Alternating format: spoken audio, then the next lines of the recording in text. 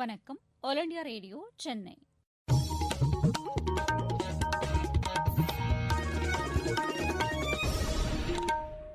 மாநிலச் செய்திகள் வாசிப்பவர் சுதா குமரன். தலைப்புச் செய்திகள்: வங்கக்கடலில் நிலை கொண்டுள்ள காற்றழுத்த தாழ்வுப் பகுதி புயலாக வலுவடைய வாய்ப்புள்ளதாக வானிலை ஆய்வு மையம் கூறியுள்ளது. நாளை முதல் மாநிலத்தின் பல்வேறு பகுதிகளில் கனமழைக்கு வாய்ப்புள்ளதாக தெரிவிக்கப்பட்டுள்ளது. மழை பாதிப்புகளை குறைப்பதற்கு தேவையான முன்னெச்சரிக்கை நடவடிக்கைகள் மேற்கொள்ளப்பட்டிருப்பதாக வருவாய்த்துறை அமைச்சர் திரு உதயகுமார் கூறியுள்ளார். மக்கள் நலனில் அக்கறையின்றி அஇஅதிமுக அரசு செயல்பட்டு வருவதாக திமுக குற்றம் சாட்டியுள்ளது. தமிழக அரசின் திட்டங்கள் மூலம் அனைத்து தரப்பினரும் பயனடைந்து வருவதாக அஇஅதிமுக தெரிவித்துள்ளது. ஐஎஸ்எல் கால்பந்து போட்டியில் கோவா அணி இன்று பெங்களூரு அணியை எதிர்கொள்கிறது. இனி விரிவான செய்திகள். வங்கக்கடலில் நிலை கொண்டுள்ள காற்றழுத்த தாழ்வுப் பகுதி வலுவடைந்து புயலாக உருவெடுக்க வாய்ப்புள்ளதாக சென்னை வானிலை ஆய்வு மையத்தின் துணை தலைமை இயக்குநர் திரு பாலச்சந்திரன் கூறியுள்ளார். இன்று வெளியிட்டுள்ள காணொலி பதிவில் அவர் இவ்வாறு கூறியுள்ளார். நேற்று தெற்கு வங்கக்கடலின் மத்திய பகுதியில் நிலவி வந்த குறைந்த காற்றழுத்த தாழ்வுப் பகுதியானது வலுப்பெற்று இன்று வலுவான குறைந்த காற்றழுத்த தாழ்வுப் பகுதியாக தென்மேற்கு வங்கக்கடல் மற்றும் அதனை ஒட்டியுள்ள தென்கிழக்கு வங்கக்கடல் பகுதியில் நிலவுகிறது. இது அடுத்து வரும் 24 மணி நேரத்தில் காற்றழுத்த தாழ்வு மண்டலமாக வலுப்பெற்று அதனைத் தொடர்ந்து வருகின்ற 24 மணி நேரத்தில் புயலாக வலுப்பெறக்கூடும். இது வடமேற்கு திசையில் தமிழக கடற்கரையை நோக்கி நகரக்கூடும். எதிர்வரும் 25ஆம் தேதி பிற்பகலில் இது காரைக்காலுக்கும் மகாபலிபுரத்திற்கும் இடையே கரையை கடக்கக்கூடும் என்று எதிர்பார்க்கப்படுகிறது. இதன் காரணமாக 23ஆம் தேதி கடலோர மாவட்டங்களில் மழை துவங்கி படிப்படியாக அதிகரிக்கக்கூடும். 24, 25 தேதிகளில் கடலோர மாவட்டங்களில் ஒரு சில இடங்களில் மிக கனமழையும் ஓரிரு இடங்களில் அதி கனமழையும் பெய்யக்கூடும். மீனவர்களுக்கான எச்சரிக்கையை பொறுத்தவரையில் மீனவர்கள் 25ஆம் தேதி நவம்பர் வரை கடலுக்குள் செல்ல வேண்டாம் என்று அறிவுறுத்தப்படுகிறார்கள். சென்னை மற்றும் புறநகரை பொறுத்தவரையில் 24, 25 தேதிகளில் கனமழைக்கான வாய்ப்பு உள்ளது. இதற்கிடையே மழை பாதிப்புகளை குறைப்பதற்கு தேவையான அனைத்து முன்னெச்சரிக்கை நடவடிக்கைகளையும் மாநில அரசு மேற்கொண்டிருப்பதாக வருவாய்த்துறை அமைச்சர் திரு உதயகுமார் தெரிவித்துள்ளார். இன்று மதுரையில் செய்தியாளர்களிடம் பேசுகையில் அவர் இவ்வாறு கூறினார்.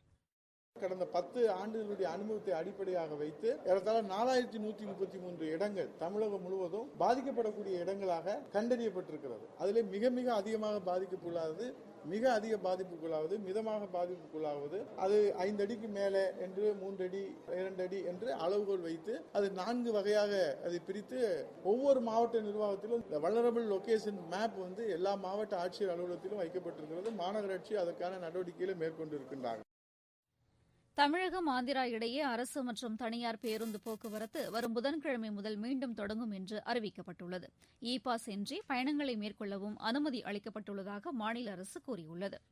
தமிழகத்தில் அடுத்த ஆண்டு நடைபெறவுள்ள சட்டப்பேரவைத் தேர்தலில் அஇஅதிமுக வெற்றி பெறும் என்று அக்கட்சியின் நிர்வாகிகளில் ஒருவரும் சட்டப்பேரவை துணைத் தலைவருமான திரு பொள்ளாச்சி ஜெயராமன் கூறியுள்ளார்.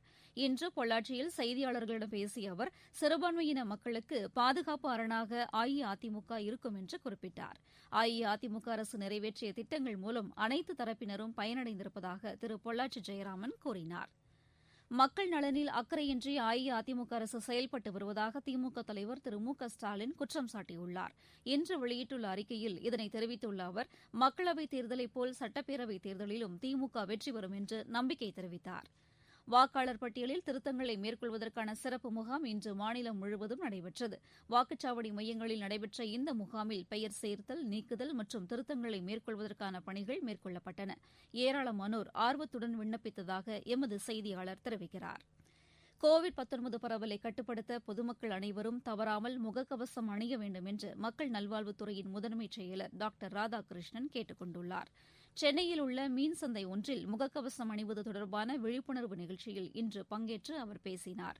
இந்த நோய் தொற்றுக்கான தடுப்பு மருந்து கண்டுபிடிக்கப்படும் வரை அரசின் நெறிமுறைகளை பொதுமக்கள் முழுமையாக கடைபிடிக்க வேண்டும் என்றும் அவர் வலியுறுத்தினார். இந்த நிகழ்ச்சியின்போது பொதுமக்களுக்கு முகக்கவசங்களையும் டாக்டர் ராதாகிருஷ்ணன் வழங்கினார். இதற்கிடையே தமிழகத்தில் இன்று 1659 பேருக்கு கோவிட்-19 தொற்று உறுதி செய்யப்பட்டுள்ளது. இன்று 2010 பேர் குணமடைந்ததாகவும் மாநில அரசின் செய்திக்குறிப்பு தெரிவிக்கிறது. நீங்கள் கேட்டுக் கொண்டிருப்பது ஆல் இண்டியா ரேடியோவின் மாநில செய்தி அறிக்கை. கோவிட்-19 எதிரான போரில் நமக்கான 3 கவசங்கள். முகக்கவசம் அணிவோம், தனிநபர் இடைவெளியை கடைபிடிப்போம், கை மற்றும் முக சுத்தம் பராமரிப்போம். குழாய் மூலம் குடிநீர் இணைப்பு வழங்குவது ஏழை மக்களின் சுகாதாரத்தை மேம்படுத்தும் என்று பிரதமர் திரு நரேந்திர மோடி கூறியுள்ளார். உத்தரப்பிரதேசத்தில் குழாய் மூலம் குடிநீர் இணைப்பு வழங்கும் திட்டத்தை காணொலி காட்சி வாயிலாக தொடங்கி வைத்து அவர் பேசினார். நாடு முழுவதும் கடந்த 1.5 ஆண்டுகளில் 2,60,00,000க்கும் கூடுதலான குடும்பங்களுக்கு குழாய் மூலம் குடிநீர் இணைப்பு வழங்கப்பட்டிருப்பதாகவும் அவர் தெரிவித்தார். பாதுகாப்பற்ற குடிநீரால் ஏற்படும் நோய்களை தவிர்ப்பதற்கு இது உதவிடும் என்றும் அவர் குறிப்பிட்டார். பழங்குடியின மக்களின் மேம்பாட்டிற்காக மத்திய அரசு நிறைவேற்றி வரும் திட்டங்களையும் பிரதமர் பட்டியலிட்டார். கோவிட்-19 பரவலை கட்டுப்படுத்துவதற்கு அரசின் நெறிமுறைகளை பொதுமக்கள் தொடர்ந்து கடைபிடிக்க வேண்டும் என்றும் திரு நரேந்திர மோடி வலியுறுத்தினார். நாட்டில் உள்ள அனைத்து குடியிருப்புகளுக்கும் அடுத்த 4 ஆண்டுகளுக்குள் குழாய் மூலம் குடிநீர் இணைப்பு பெறுவதை உறுதி செய்வதற்கு தேவையான நடவடிக்கை மேற்கொள்ளப்பட்டிருப்பதாக மத்திய அரசு கூறியுள்ளது. இந்த திட்டத்தை நிறைவேற்றுவதற்காக புதுமையான தொழில்நுட்பம் பயன்படுத்தப்பட உள்ளதாக மத்திய அரசின் செய்திக்குறிப்பு தெரிவிக்கிறது. இதற்காக 5 தொழில்நுட்பங்கள் பயன்படுத்தப்பட உள்ளதாக அதில் குறிப்பிடப்பட்டுள்ளது. லடாக்கில் நிகழ்ந்த எதிர்பாராத வாகன விபத்தில் உயிரிழந்த ராணுவ வீரர் நாயக் கருப்பசாமியின் உடல் விமானம் மூலம் இன்று மதுரை கொண்டு செல்லப்பட்டது. விமான நிலையத்தில் ஆட்சியர் திரு அன்பழகன் மற்றும் உயரதிகாரிகள் ராணுவ வீரரின் உடலுக்கு மலர் வளையம் வைத்து மரியாதை செலுத்தியதாக எமது செய்தியாளர் தெரிவிக்கிறார். கோவில்பட்டி அருகே தெற்கு திட்டங்குளம் சண்முகா நகரைச் சேர்ந்த கந்தசாமியின் மகன் கருப்பசாமி என்பவர் கடந்த 14 ஆண்டுகளாக ராணுவத்தில் நாயக் பதவி வகித்து வந்தார். இந்நிலையில் கடந்த சில தினங்களுக்கு முன்பு பணியில் ஈடுபட்டிருந்த போது ஏற்பட்ட விபத்தில் கருப்பசாமி மரணமடைந்த நிலையில் உடனடியாக அவரது குடும்பத்தினருக்கு தகவல் தெரிவித்த அதிகாரிகள் அவரது உடலை இன்று மதுரை விமான நிலையத்திற்கு கொண்டு வந்தனர். மதுரை விமான நிலையத்தில் மதுரை மாவட்ட ஆட்சியர் அன்பழகன், ஆணையாளர் விசாகன், மாவட்ட காவல் கண்காணிப்பாளர் சுஜித்குமார், தேசிய மாணவர் படை குரூப் கமாண்டர் கர்னல் ரவிக்குமார் உள்ளிட்ட பலர் இறந்த ராணுவ வீரரின் உடலுக்கு மலரஞ்சலி செலுத்தினர். தொடர்ந்து அவரது உடல் அவரது சொந்த ஊருக்கு பாதுகாப்புடன் கொண்டு செல்லப்பட்டது. 2 மாத விடுமுறைக்கு ஊருக்கு வந்திருந்த கருப்பசாமி கடந்த பிப்ரவரி மாதம்தான் பணியில் திரும்பினார் என்பது குறிப்பிடத்தக்கது. மதுரையிலிருந்து எஸ். ரகுராஜா. தூத்துக்குடி மாநகராட்சிக்கு உட்பட்ட பகுதிகளில் காற்று மாசடைவதை தடுக்கும் நோக்கில் அடர்காடுகளை உருவாக்கும் பணி நடைபெற்று வருவதாக மாநகராட்சி ஆணையர் திரு ஜெயசீலன் கூறியுள்ளார். அடர்காடுகளை உருவாக்கும் வகையில் 1,00,000 மரக்கன்றுகள் நடும் திட்டத்தின் கீழ் இன்று 300 மரங்கள் நடும் நிகழ்ச்சியை தொடங்கி வைத்த பின்னர் செய்தியாளர்களிடம் அவர் பேசினார். குப்பைகளை பயோமைனிங் முறையில் அகற்றுவதற்கு நடவடிக்கை எடுத்துக் கொண்டு வருகிறோம். அதில் குப்பைகளை அகற்றிய பகுதிகளில் அடர் வனம் என்று சொல்லக்கூடிய மியாவாக்கி தொழில்நுட்பத்தின் அடிப்படையில் மிக நெருக்கமாக மரக்கன்றுகளை நட்டு அது நகர்ப்புறத்திற்கு காற்றை வழங்கக்கூடிய ஒரு நகரிய நுரையீரலாக, அர்பன் லங் ஸ்பேஸ் என்று சொல்லக்கூடிய நகர்ப்புற நுரையீரலாக மாற்றுவதற்காக முதல் கட்டமாக 15 ஏக்கரில் ஏறத்தாழ 6000 மரங்களை மிக அடர்த்தியாக மரக்கன்றுகளை நட்டுக் கொண்டிருக்கின்றோம். ஒவ்வொரு ஞாயிற்றுக்கிழமையும் மாநகராட்சி அலுவலர்கள், வீக்கெண்ட் தொண்டு நிறுவனத்தினுடைய பணிபுரியக்கூடியவர்கள் எல்லாம் இணைந்து மாநகராட்சிக்கு சொந்தமான அந்த குப்பை கிடங்கில் மரங்களை நட்டுக் கொண்டிருக்கிறோம். நிழல் தரும் மரங்களும் பல மரங்களையும் தொடர்ந்து நட்டுக் கொண்டிருக்கின்றோம். காற்று மாசுபாட்டினுடைய அளவு குறையும் என்றும் எதிர்பார்க்கிறோம். ஒகேனக்கலுக்கு செல்லும் சுற்றுலாப் பயணிகளின் எண்ணிக்கை இன்று அதிகரித்தது. விடுமுறை தினம் என்பதால் சுற்றுலாப் பயணிகளின் எண்ணிக்கை அதிகரித்ததாக எமது செய்தியாளர் தெரிவிக்கிறார். இன்று ஞாயிற்றுக்கிழமை விடுமுறை நாள் என்பதால் தருமபுரி மாவட்டம் ஒகேனக்கல் சுற்றுலா தலத்திற்கு ஏராளமான சுற்றுலா பயணிகள் வருகை புரிந்தனர். சுற்றுலா பயணிகள் பிரதான அருவியில் குளித்து மகிழ்ந்தனர். மேலும் பாதுகாப்பான இடங்களில் இயக்கப்படும் பரிசல் சவாரியையும் சுற்றுலா பயணிகள் மேற்கொண்டனர். இந்நிலையில் இன்று காலை நிலவரப்படி ஒகேனக்கல் காவிரி ஆற்றில் வினாடிக்கு சுமார் 8000 கனஅடி தண்ணீர் வரத்து காணப்பட்டது. நேற்று மாலை வாக்கில் 9000 கனஅடியாக இருந்த தண்ணீர் வரத்து தற்போது குறைந்து வருகிறது. தருமபுரியிலிருந்து தண்டபாணி. மாவட்டச் செய்திகள். கடலூர் மாவட்டத்தில் ஊர்காவல் படைக்கான ஆள் சேர்ப்பு முகாம் ஆயுதப்படை மைதானத்தில் இன்று நடைபெற்றது. சேலம் அரசு மருத்துவக் கல்லூரியில் அரசு பள்ளியில் படித்த 6 பேர் 7.5% ஒதுக்கீட்டின் அடிப்படையில் மருத்துவ படிப்பில் சேர்ந்தனர். விளையாட்டுச் செய்திகள். ISL கால்பந்து போட்டியில் கோவா அணி இன்று பெங்களூரு அணியை எதிர்கொள்கிறது.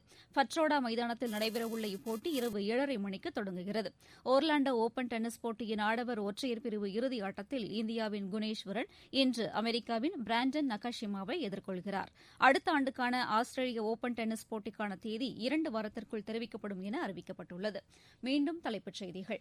வங்கக்கடலில் நிலை கொண்டுள்ள காற்றழுத்த தாழ்வுப் பகுதி புயலாக வலுவடைய வாய்ப்புள்ளதாக வானிலை ஆய்வு மையம் கூறியுள்ளது. நாளை முதல் மாநிலத்தின் பல்வேறு பகுதிகளில் கனமழைக்கு வாய்ப்புள்ளதாக தெரிவிக்கப்பட்டுள்ளது. மழை பாதிப்புகளை குறைப்பதற்கு தேவையான முன்னெச்சரிக்கை நடவடிக்கைகள் மேற்கொள்ளப்பட்டிருப்பதாக வருவாய்த்துறை அமைச்சர் திரு உதயகுமார் கூறியுள்ளார். மக்கள் நலனில் அக்கறையின்றி அஇஅதிமுக அரசு செயல்பட்டு வருவதாக திமுக குற்றம் சாட்டியுள்ளது. தமிழக அரசின் திட்டங்கள் மூலம் அனைத்து தரப்பினரும் பயனடைந்து வருவதாக அஇஅதிமுக தெரிவித்துள்ளது. ISL கால்பந்து போட்டியில் கோவா அணி இன்று பெங்களூரு அணியை எதிர்கொள்கிறது. இத்துடன் இந்த செய்தியறிக்கை நிறைவடைகிறது. எமது செய்திகளை உடனுக்குடன் AIR News_சென்னை என்ற ட்விட்டர் பக்கத்திலும் செய்தி தொகுப்புகளை all India radio news Chennai என்ற யூடியூப் சேனலிலும் அறிந்து கொள்ளலாம்.